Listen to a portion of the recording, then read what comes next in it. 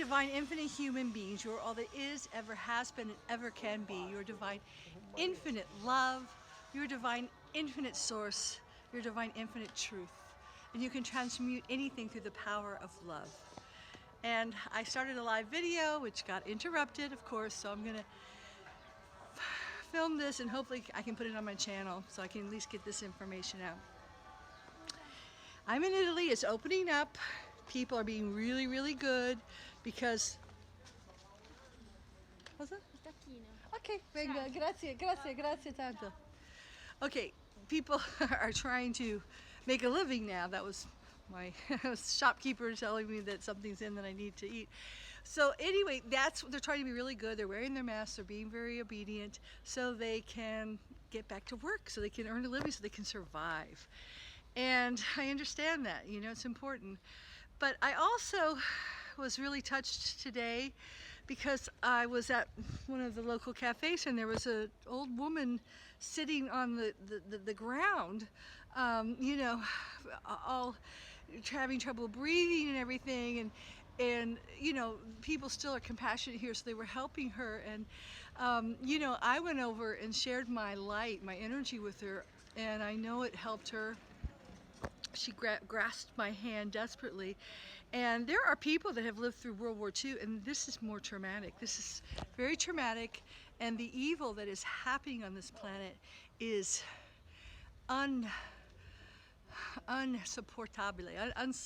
insupportable, okay? It is just not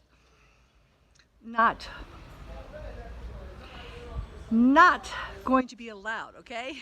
Sorry.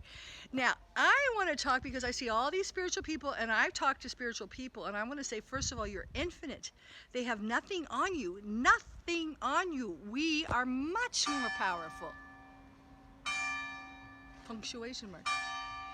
And whenever I run into problems, I call on the infinite. I call on God. I just call on whatever. I say, help me, help me. And I've had moments, you know, where my life is in danger, and I've had to call on this infinite power, and it's at our disposal anytime we need it, and it is real, and you just have to let it in. And today, every day, I saw someone else say on Facebook, maybe we should just, you know, resign our fact that there is, you know, a plan. That God has a plan. 12 noon.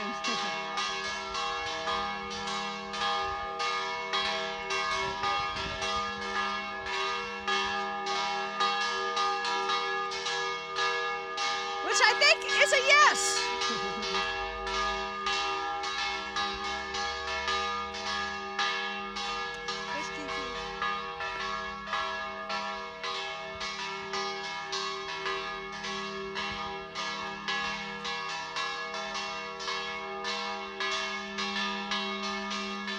I would say that's a yes.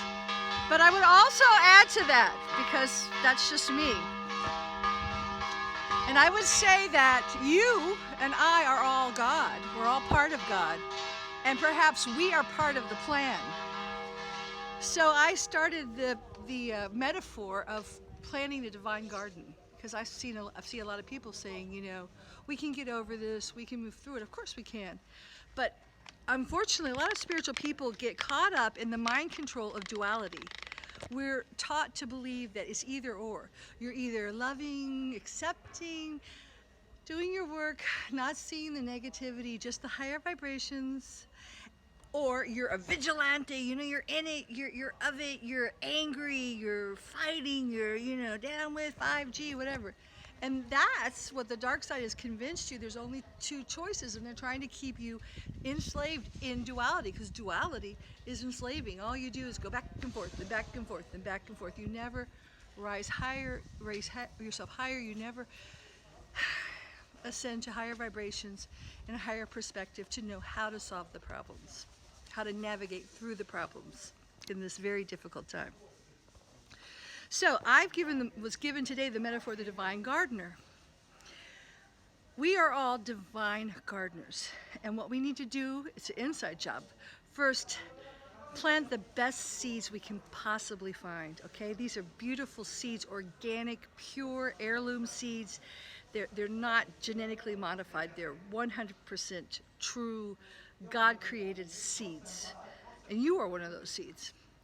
And we plant them in fertile soil, soil that is clean, that has nutrients, that has not been contaminated with radiation and pesticides and chemtrails.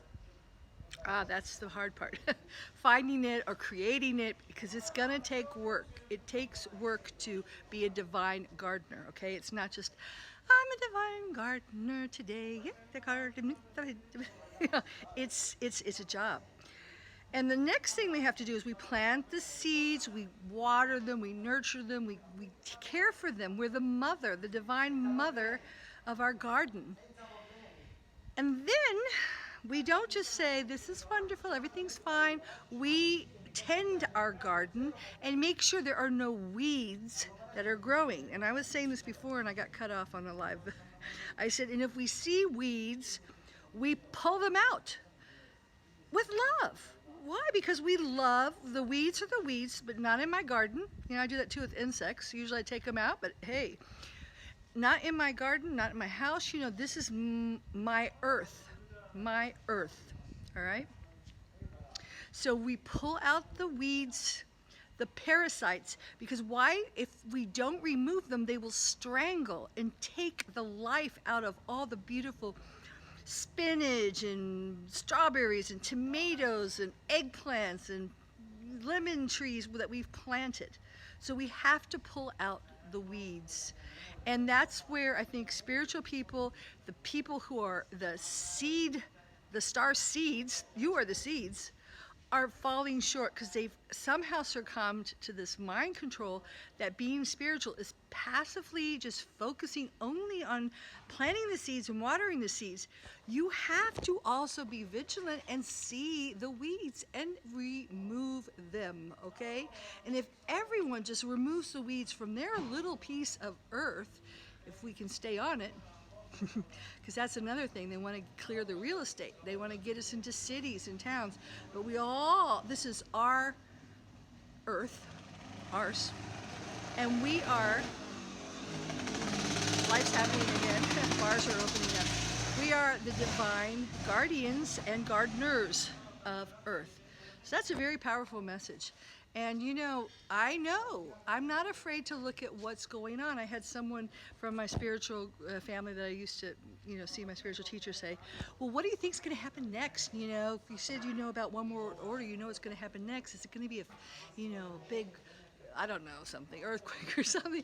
I'm like, no, I know exactly what's going to happen next because I have opened my third eye. I have awareness. I have learned to see, it's like one of those stereograms. You can look and you can see that just looks like a flat pattern. And then if you, with soft eyes, you can look deeper and see what's really there.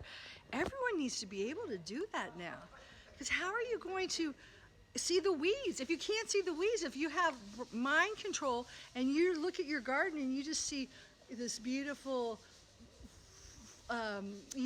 fruitious, lush garden, when that's not really what's happening, and your seeds, your tomato plants and your vegetables are being strangled by these weeds, and you're just in this, astral bliss and not doing anything, that's not gonna work, okay?